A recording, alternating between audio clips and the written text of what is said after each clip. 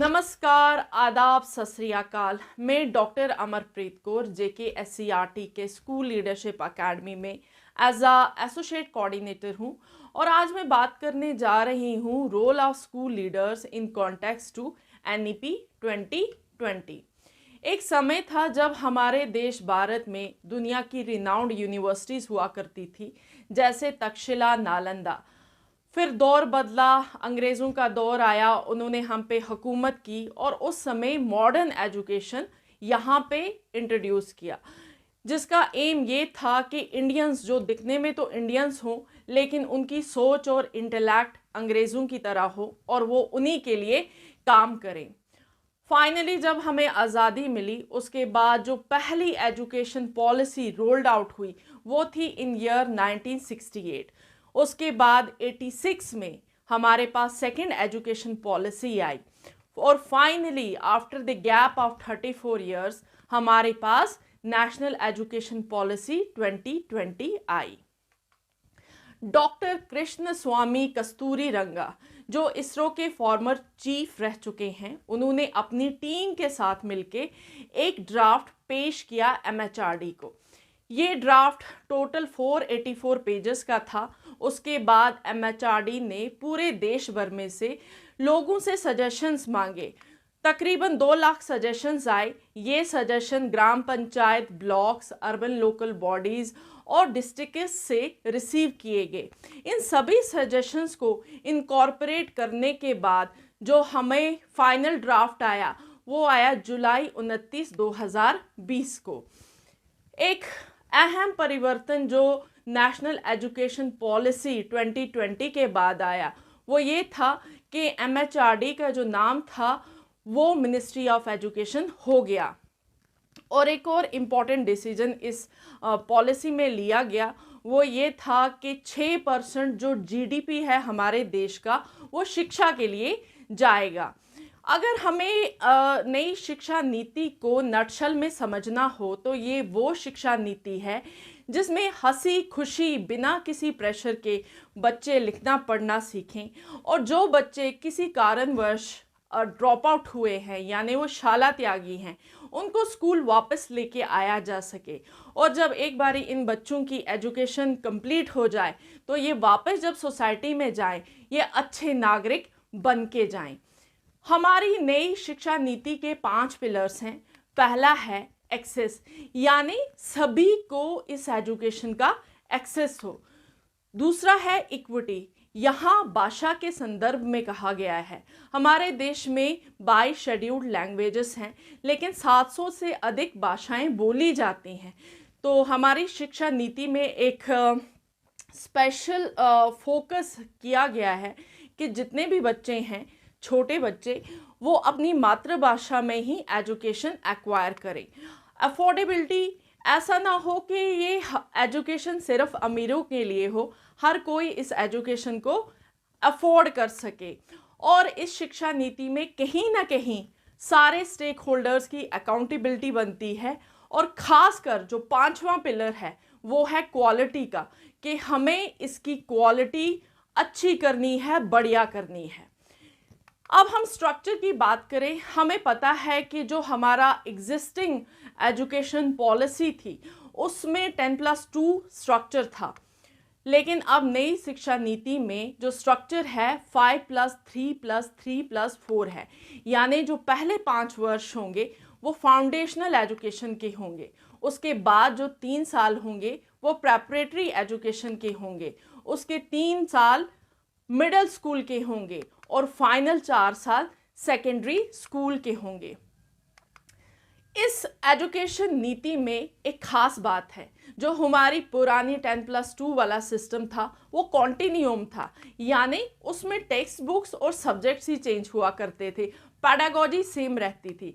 लेकिन यहाँ पे पैडागॉजी चेंज हो रही है। जैसे हमारे फाउंडेशनल लेवल के बच्चे हैं वो खेल खेल में सीखेंगे पढ़ना लिखना, जो प्रेपरेटरी के हैं वो डिस्कवरी, इंक्वायरी और एक्सप्लोरेशन से सीखेंगे और मिडिल स्कूल में हम सब्जेक्ट इंट्रोड्यूस करेंगे। हमारे बच्चे सब्जेक्ट्स के बीच में इंटरकनेक्टेडनेस ढूंढेंगे, जैसे वो बायोलॉजी में मैथमेटिक्स ढूंढने की कोशिश करेंगे, जियोमेट्री और मैथमेटिक्स को कनेक्ट करेंगे, और सेकेंडरी लेवल पे हमारे एग्जामिनेशन सिस्टम होंगे। इस शिक्षा नीति में फाउंडेशनल लेवल पे खास जोर दिया गया है, जिसको ECCE अर्ली चाइल्डहुड केयर और एजुकेशन बोला गया है।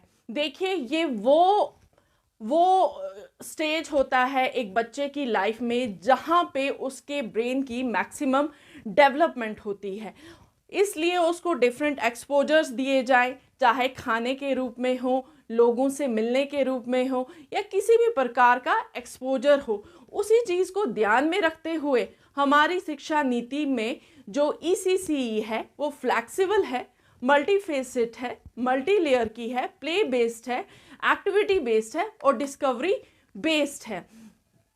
इस ECC का फ़ायदा क्या होगा? जो ड्रॉप आउट रेट है बच्चों की वो कम से कम होगी, और उनके जो बिहेवियरल इश्यूज होते हैं लेटर स्टेजेस में वो भी कम होंगे, और साथ में हमारे बच्चों के जो सोशल स्किल्स होंगे वो बेहतर बनेंगे। और साथ ही जो ECC का करिकुलम है और पैडागॉजी है, ये हमारी ministry of education he design करेगी, लेकिन इसकी प्लानिंग और इम्प्लीमेंट 4 मिनिस्ट्रीज मिलके करेंगी। सबसे पहले है मिनिस्ट्री ऑफ एजुकेशन, दूसरी है विमेन एंड चाइल्ड डेवलपमेंट, तीसरी हेल्थ एंड फैमिली वेलफेयर और चौथी ट्राइबल अफेयर्स। इस शिक्षा नीति में हमारे टीचर्स को पुराना सिस्टम छोड़ना पड़ेगा। अब उनकी टीचिंग और जो उनकी असेसमेंट है वो कॉम्पिटेंसी बेस्ड होनी चाहिए, यानी आप बच्चों को सिंपली कोई चीज़ पढ़ा के वहाँ ख़त्म नहीं करेंगे, उनको उसका कॉन्सेप्ट समझाना है। फॉर एग्जाम्पल, अगर आप न्यूटन्स थर्ड लॉ पढ़ा रहे हैं क्लास में, तो उसको आपने प्रैक्टिकली दिखाना है। आप एक बैलून लेंगे, बैलून में हवा भरेंगे, और जिस साइड से हवा बैलून में से निकलेगी उसके अपोजिट डायरेक्शन में बलून जाएगा। तो ऐसे ऐसे आपने कॉन्सेप्ट्स को समझाना है, और साथ ही जो असेसमेंट है वो भी कॉम्पिटेंसी बेस्ड होनी चाहिए। हमें रॉट लर्निंग पे अब कम फोकस करना चाहिए। हमारा जो करिकुलम है वो अब कॉम्पिटेंसी बेस्ड होना चाहिए। साथ ही जो हमारी नई शिक्षा नीति है ये स्पोर्ट्स इंटीग्रेटेड है और आर्ट्स इंटीग्रेटेड है, ताकि बच्चों की होलिस्टिक डेवलपमेंट हो। साथ ही हमें बच्चों की जो प्रोग्रेस है वो कॉम्प्रिहेंसिवली एंड फ्रीक्वेंटली ट्रैक करनी चाहिए। हमें ऐसे टूल्स डिज़ाइन करने चाहिए ताकि हम बच्चों के लर्निंग आउटकम्स एक्वायर कर सकें। देखिए, एल्बर्ट आइंस्टाइन ने खूब कहा था कि इस दुनिया में हर कोई जीनियस है, लेकिन अगर हम फिश की इंटेलिजेंसी ऐसे मेजर करें कि वो पेड़ पे कितना चढ़ सकती है, तो वो सारी उम्र यही सोचेगी कि वो स्टूपिड थी। हर बच्चे में कोई ना कोई खूबी है, कोई ना कोई स्किल है, कोई ना कोई टैलेंट है, लेकिन उसको उभारने का जो रिस्पॉन्सिबिलिटी है वो हमारे ज़िम्मे है। हमें चाहिए कि हम अपने बच्चों में 21st सेंचुरी के स्किल्स डेवलप करें। 21st सेंचुरी के जो स्किल्स हैं ये 3 कैटेगरीज में डिवाइड हुए हैं। पहला लर्निंग स्किल्स, जिसमें creativity, collaboration, communication and thinking आएगा। दूसरा लिटरेसी स्किल्स, हमें बच्चों को मीडिया, कंप्यूटर और टेक्नोलॉजी सिखाना है। तीसरा लाइफ स्किल्स, बच्चे सोशली रिस्पॉन्सिबल बने और उनका हेल्थ एंड फिटनेस भी आएगा। हमारी शिक्षा नीति की जो सबसे सुंदर बात है वो ये है कि किसी भी देश की अगर एजुकेशन में कोई चीज़ हमें अच्छी लगी है तो हमने उसको अपनी शिक्षा नीति में अडॉप्ट किया है। फॉर एग्जाम्पल, चाइना में 6ठी क्लास से बच्चे कोडिंग सीखते हैं। उसी बिना पे हमने अपने बच्चों को भी 6ठी क्लास से कोडिंग सिखानी है। अब बात करते हैं स्टूडेंट प्रोग्रेस कार्ड की। देखिए, ये 360 डिग्री हॉलिस्टिक प्रोग्रेस कार्ड है और इसमें बच्चों की हर स्किल उसमें दर्ज होगा, हर टाइप की प्रोग्रेस उसमें हम रिकॉर्ड किया करेंगे। और ये हॉलिस्टिक प्रोग्रेस कार्ड जो है ये स्ट्रॉन्ग लिंक बनाता है बिटवीन होम एंड स्कूल, क्योंकि पेरेंट्स को आना पड़ेगा स्कूल पेरेंट टीचर मीट के लिए, और बच्चों की हॉलिस्टिक डेवलपमेंट के लिए बहुत सारे डिस्कशंस होंगे। और साथ ही में इस होलिस्टिक कार्ड में बच्चों के जो 3 इम्पॉर्टेंट स्किल्स हैं, जैसे लिसनिंग, स्पीकिंग एंड राइटिंग, वो रिकॉर्ड किए जाएंगे। प्रोग्रेस जो प्रोजेक्ट एंड इंक्वायरी बेस्ड की होगी वो भी रिकॉर्ड की जाएगी, और इनके quizzes, role plays, group work, portfolio वगैरह इसमें रिकॉर्ड होगा। साथ ही में इनके कॉग्निटिव एंड साइकोमोटर डोमेन्स में कितनी प्रोग्रेस है वो भी हम उसमें रिकॉर्ड करेंगे। और इंटरेक्टिव क्वेश्चंस होंगे पेरेंट्स, टीचर्स और स्टूडेंट्स के लिए, और हमें बच्चों की प्रोग्रेस जो है वो थ्रू आउट द ईयर हमें रिकॉर्ड करनी है, ना कि साल के सिर्फ अंत में। और बहुत अहम बात है, अब पूरे देश भर में सिर्फ एक ही एग्जाम की रेगुलेटरी बॉडी होगी जिसको परख नाम दिया गया है, यानी performance assessment review and analysis of knowledge for holistic development. PARAKH NCERT का ही एक यूनिट है और ये पूरी स्टेट्स एंड यूटीज में एग्जामिनेशन के लिए गाइडलाइंस फ्रेम करेगा। Integration of vocational education. Gandhi ji ने 2 बातें बहुत प्यारी कही थी।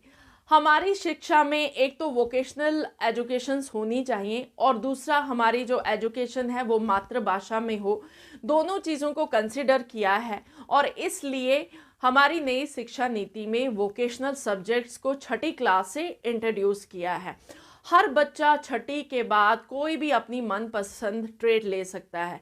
वो ब्यूटिशियन बन सकती हैं, वो इलेक्ट्रिशियन बन सकते हैं, प्लम्बर बन सकते हैं, जो भी उनकी मनपसंद की ट्रेड हो। लेकिन इसका मतलब ये नहीं है कि हम फाउंडेशनल लेवल पे वोकेशनल एजुकेशन को इंट्रोड्यूस नहीं करवाएंगे, हम करेंगे।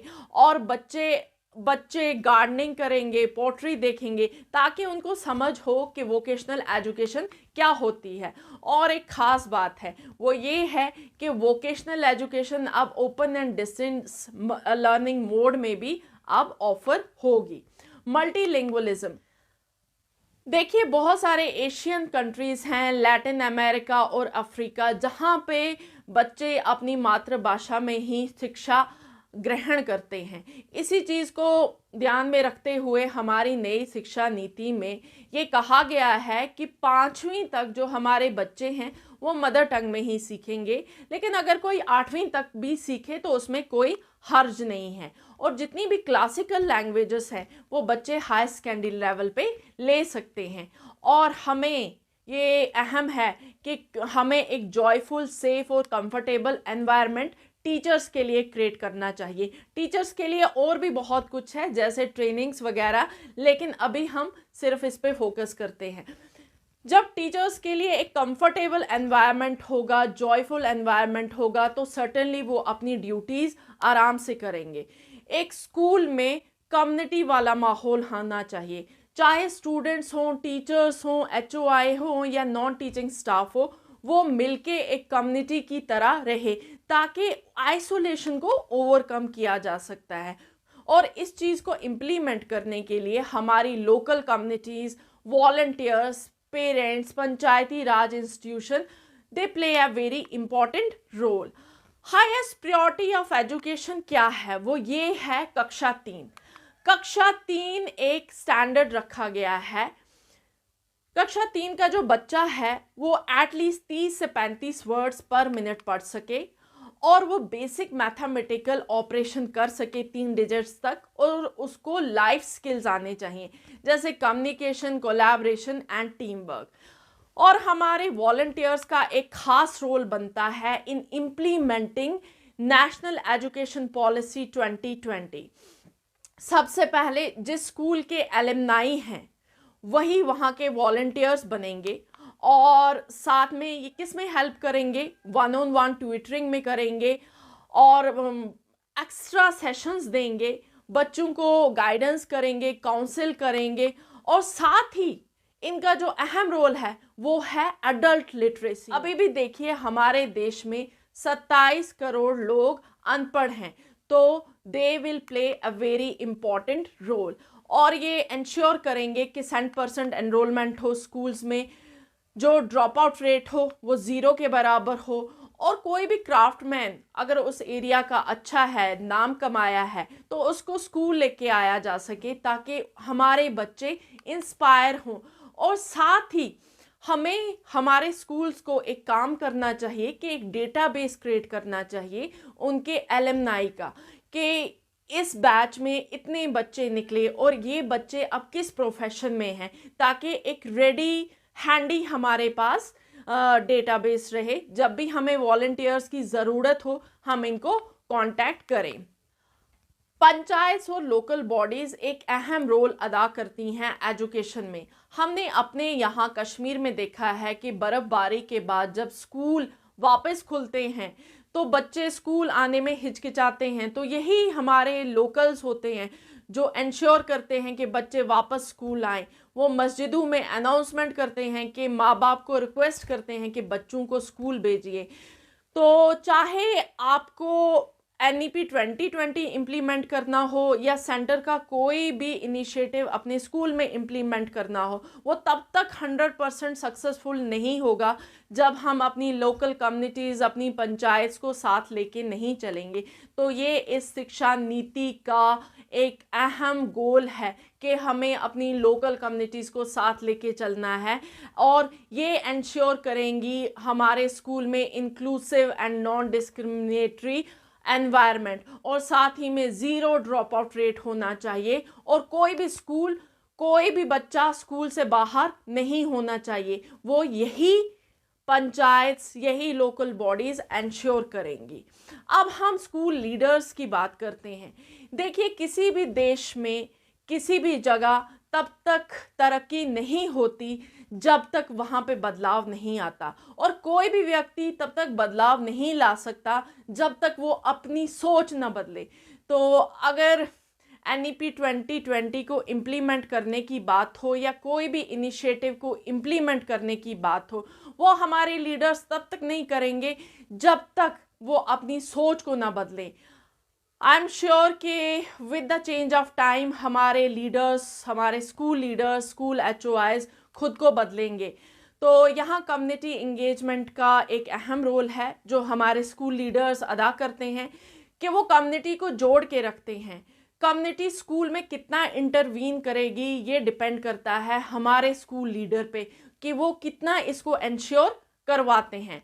इंफ्रास्ट्रक्चर फैसिलिटी, देखिए, नई शिक्षा नीति में नई नई इनिशिएटिव्स हैं, नई नई बातें हैं और चीज़ें हैं।